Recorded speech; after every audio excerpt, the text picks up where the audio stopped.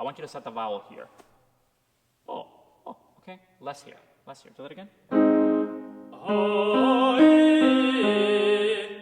you feel that? Yeah. The purpose of the study is to track a student's own perception of how they're doing vocally through the rehearsal process of whether they're in the musical theater program or they're in our opera program.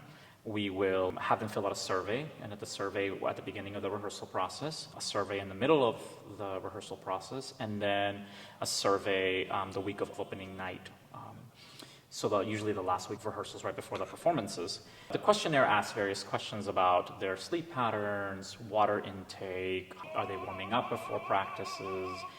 So we do intakes of these singing samples, so the students also at the beginning, the middle, and the end.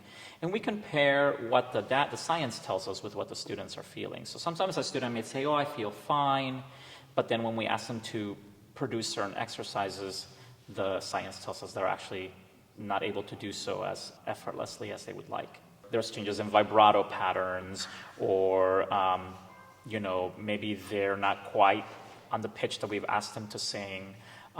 So it does tell us a lot. It's a wonderful tool to hopefully educate students one day to really be more aware of what to look for as their voices begin to fatigue. We're using our voice to communicate on a daily basis. We use our voices for rehearsals in other ensembles.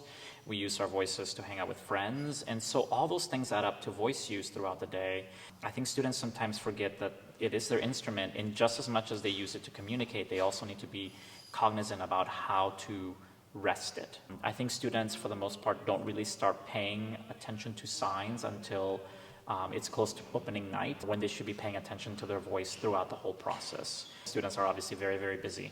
So sleep sometimes is the one thing that has to go. And so when you add lack of sleep and then a voice misuse, it just doesn't add up to a really great scenario. It needs to be an intake of water throughout the day. It can't just be like chugging a bunch of water right before a rehearsal or a performance. That it has to be something that the muscles in the body can absorb throughout. So nutrition, of course, because your body is your instrument. But water, I would say, is a big thing, and the amount of caffeine as well. My goal is to teach you to sing well and for a very long time. So vocal longevity and vocal health. I want to see you 30, 40 years from now in the street and tell me you're still singing.